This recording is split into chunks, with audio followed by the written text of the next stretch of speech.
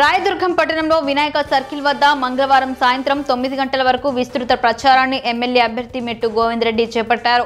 వచ్చే ఎన్నికల్లో తనను ఎమ్మెల్యేగా ఆశీర్వదించాలని విజ్ఞప్తించారు.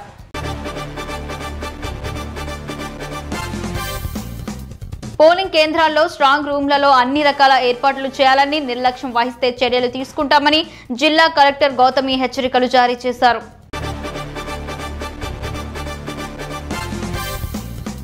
పేదల సంక్షేమం కోసం కేంద్ర ప్రభుత్వం ప్రవేశపెట్టిన పథకాలపై ప్రజలకు అవగాహన కల్పించాలని భాజపా రాష్ట్ర కార్యవర్గ సభ్యులు పివి ప్రతాప్ రెడ్డి, అంకల్ రెడ్డి పేర్కొన్నారు.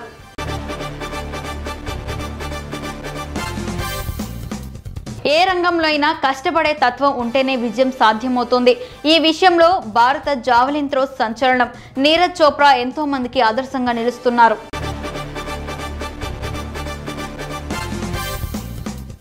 జనసేనాని పవన్ కళ్యాణ్ పై సినీ నటుడు వైసీపీ నేత పోసాని కృష్ణమురళి మరోసారి సంచలన వ్యాఖ్యలు చేశారు.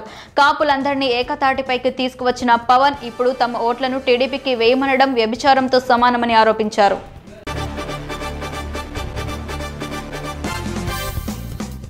గంగవరం మండలంలోని కీలపట్ల పంచాయతీలోని గాంధీనగర్లో త్రాగునీటి బోర్డులో నీళ్లు తగ్గిపోయాయి.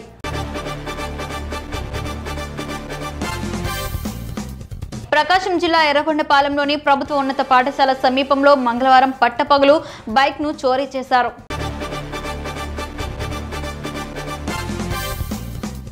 ముఖ్యమంత్రి జగన్ బుధవారం విశాఖ శారద పీఠానికి రానున్నారు. జగన్ ఉదయం 11:40 పీఠానికి చేరుకుని సంప్రదాయ వస్త్రధారణతో రాజ్యసభలో అమ్మవారిని దర్శించుకుంటారు.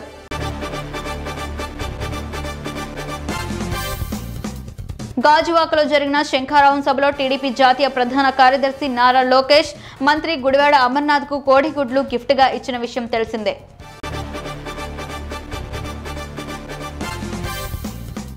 మిలాన్ నేపథ్యంలో విశాఖ బీచ్ రోడ్ సముద్ర తీరంలో మంగళవారం చేపట్టిన విన్యాసాలు ఎంతగానో ఆకట్టుకున్నాయి. స్కై డ్రైవర్స్ పారాషూట్ల సహాయంతో చేసిన విన్యాసాలు మెస్మరైజ్ చేశాయి.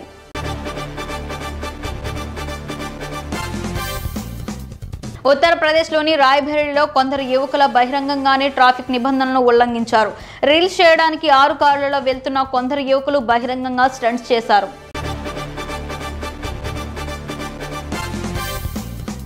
చక్రాయపేట మండలంలోని ప్రసిద్ధ పుణ్యక్షేత్రం గండి ఆంజనేయ స్వామి ఆలయ అభివృద్ధి పనులు శరవేగంగా జరుగుతున్నాయని మంగళవారం ఆలయ అధికారులు తెలిపారు.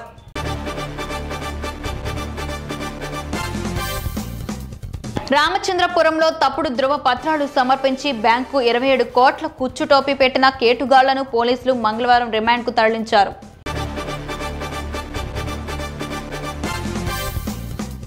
ఈ నెల 24న విజయ సంకల్పయాత్ర కార్యక్రమాన్ని విజయవంతం చేయాలని మెదక్ జిల్లా నర్సాపూర్ పట్టణంలోని బీజేపీ కార్యాలయంలో బీజేపీ నాయకులు మంగళవారం మీడియా సమావేశం నిర్వహించారు.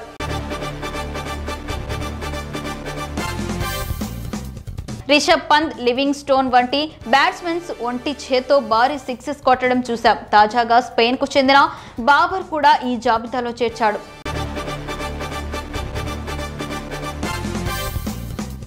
అసెంబ్లీలో ప్రాజెక్టులపై ఇరిగేషన్ మంత్రి Uttam Kumar Reddy power point presentation ఇస్తున్నారు. కాళేశ్వరంలో మేడిగట్ట కీలక బ్యారేజ్ దురదృష్టవశాత్తు నాణ్యత లోపంతో కుంగిపోయింది.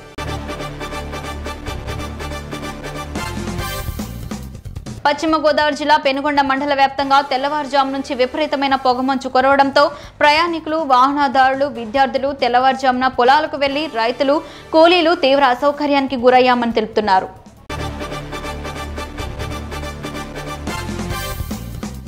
వేములవాడ శ్రీ రాజరాజేశ్వరి స్వామివారి ఆలయ ఓపెన్ స్లాబ్ లో మంగళవారం హుండీ ఆదాయం లెక్కింపు కార్యక్రమాన్ని నిర్వహిస్తున్నారు.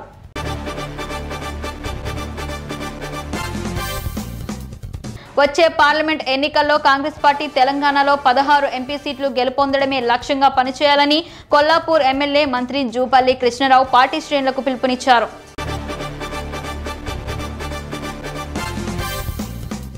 ధనిక తెలంగాణను అప్పుల పాలు చేసిన మూర్ఖుడు కేసీఆర్ అని బీజేపీ జాతీయ ప్రధాన కార్యదర్శి కరీంనగర్ ఎంపీ బండి సంజయ్ అన్నారు.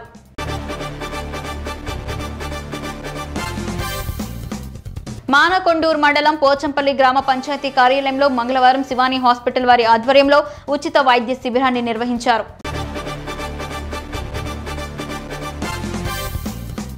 శ్రీ శ్రీ త్రిదండి చిన్న శ్రీమన్నారాయణ రామానుజ స్వామివారి మంగళ శాసనములతో వికాస తరంగిణి శ్రీ వెంకటేశ్వర స్వామి భక్త బృందం ఆధ్వర్యంలో మంగళవారం నగర సంకీర్తన నిర్వహించారు.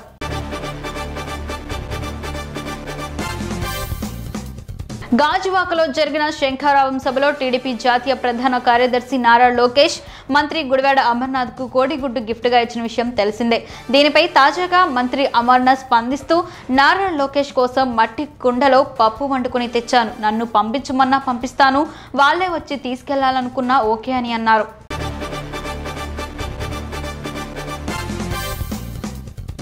మేడారం సమ్మక్క సారక్క జాతరను పురస్కరించుకుని జాతరకు వెళ్లే భక్తుల సౌకర్యార్థం దక్షిణ మధ్య రైల్వే అధికారులు ప్రత్యేక రైలును ఏర్పాటు చేశారు. బుధవారం ఉదయం 5:30 నుంచి ఈ రైలు కాగజ్ నగర్ నుంచి ప్రారంభమైంది.